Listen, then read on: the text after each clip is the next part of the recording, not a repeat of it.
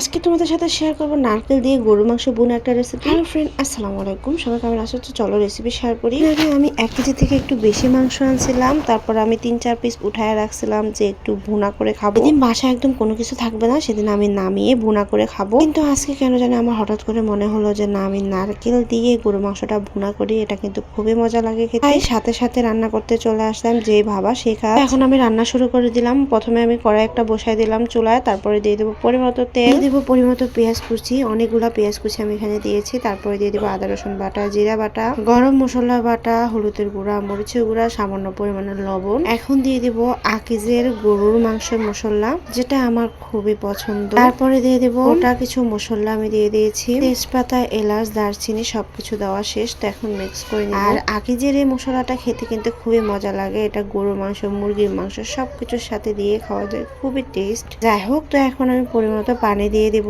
এবার পানি দিয়েও আমি একদম সুন্দর করে মশলাটা কিছুক্ষণ কষাই নেব। তবে আমি এখানে একটা জিনিস দিতে ভুলে গেছি, সেটা হলো নারকেল বাটা। যাই হোক, আমার মশলাটা সামান্য কষানো হওয়ার পরে কিন্তু আমি এই যে নারকেল বাটাটাও দিয়ে দিলাম। এবার নারকেল বাটাটা দিয়েও আমি সুন্দর করে মিক্স করে নেব। আর 20-30 মিনিট পর্যন্ত আমি ভালো করে কষিয়ে নেব, যতক্ষণ না পর্যন্ত তেল উপরে উঠে আসে। তত ভালো করে মশলাটা কষানো হবে, মাংসটা খেতে তত বেশি ভালো লাগবে। যাই হোক, 20 মিনিট পরে দেখো আমি কি ভালো করে মশলাটা কষাইছি। মশলার থেকে একদম তেল উপরে উঠে আসছে আর কালারটাও চেঞ্জ হয়ে গেছে। এবার আমি এইভাবে কিছুক্ষণ নাড়াচাড়া করে নেব। তারপরে এখন আমি দিয়ে দেব গরুর মাংসগুলা। গরুর মাংসগুলা কিন্তু আমি ছোট ছোট করে পিস করে নিচ্ছি আর সুন্দর করে পরিষ্কার করে নিয়েছি। আমি একে একে সবগুলো মশলা কিন্তু এখানে দিয়ে দিব। তারপরে কিন্তু আমি এই যে গরুর মাংসটা ভালো করে মিক্স করে নেব। তো আমি একদম মাংসগুলা দিয়ে মশলার সাথে ভালো করে মিক্স করে নেব আর এইভাবে নাড়াচাড়া করে কিছুক্ষণ কষিয়ে নিব। আমি কিন্তু এখন ঢাকনা দিয়ে কিছুক্ষণ ভালো করে কষাই নেব মাংসটা। তবে এ পর্যায়ে আমি কোনো পানি দিব না। মাংস থেকে যে পানি বের হবে ওটা দিয়ে কিন্তু মাংসটা কষানো হয়ে যাবে। এবার তোমরা দেখলেই বুঝতে পারবা যে মাংসটা কি পরিমাণে কষানো হয়েছে আর কালারটা কি সুন্দরভাবে চেঞ্জ হয়ে গেছে। এই পর্যায়ে কিন্তু আমি এখন দিয়ে দিব আলুগুলো দিয়েও কিন্তু আমি সুন্দর করে মিক্স করে নেব আর ভালো করে নাড়াচাড়া করে কিছুক্ষণ কষাই নেব। এবার এই পর্যায়ে আমি কিন্তু পানি দিয়ে দিব।